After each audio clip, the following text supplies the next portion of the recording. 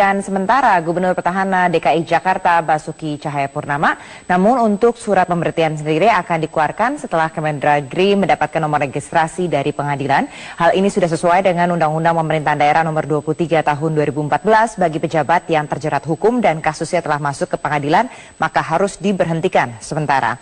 Pihaknya masih menunggu nomor register dari Pengadilan Negeri Jakarta Utara sebagai persyaratan mengeluarkan surat resmi pemberhentian sementara.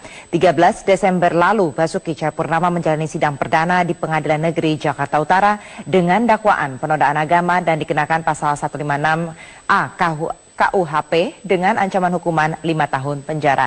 Berikut adalah pernyataan dari Cahyo Kumolo. Ya, konsentrasi, walaupun sekarang dalam status cuti,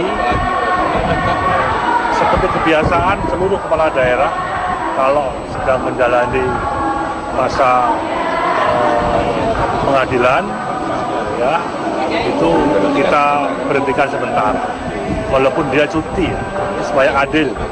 Kalau nanti putusan apapun dari pengadilan, ya kalau dia bisa kita kembalikan kembali. Itu aja sementara. Majelis Hakim Pengadilan Negeri Jakarta Barat menolak pembelaan dari terdakwa kasus penghadangan kampanye Jarod Saiful Hidayat.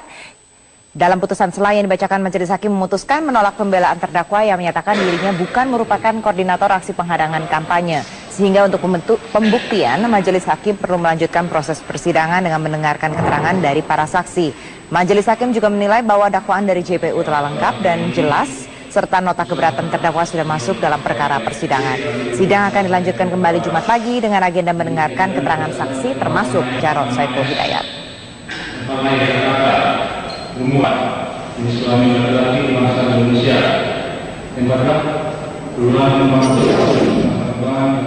Kita lihat bagaimana kegiatan dari 3 kandidat pasangan Cagup DKI Jakarta. Kita ke Cagup nomor 1 terlebih dahulu, Agus Yudhoyono yang bertemu dengan pengusaha kain Nusantara di kawasan Pondok Indah, Jakarta Selatan. Agus berjanji akan membantu pengusaha kain tenun yang tidak hanya meningkatkan perekonomian Jakarta, namun juga telah membina jutaan pengrajin di seluruh Indonesia.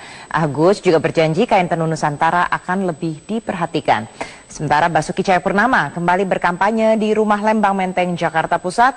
Dalam kampanyenya, Ahok berfokus terhadap program yang ramah untuk perempuan di Jakarta. Ahok menjelaskan sejumlah kebijakan untuk perempuan setelah dilaksanakan seperti vaksin kanker serviks gratis bagi pelajar perempuan, juga membangun ruang publik terbuka ramah anak dengan menyediakan ruang laktasi. Sementara dari kesejahteraan, Ahok telah mendorong program beasiswa pendidikan khususnya bagi perempuan dan ibu rumah tangga di Rusunawa. Sementara Cawagup DKI Jakarta nomor urut 3 Sandiaga Uno berkampanye di Pasar Kober, Tanjung Priok, Jakarta Utara. Sandi mendengarkan keluhan pedagang tentang mahalnya harga bahan pokok sehingga menyulitkan mereka untuk berjualan. Sandi berjanji akan memberikan modal 300 juta rupiah kepada para pelaku usaha.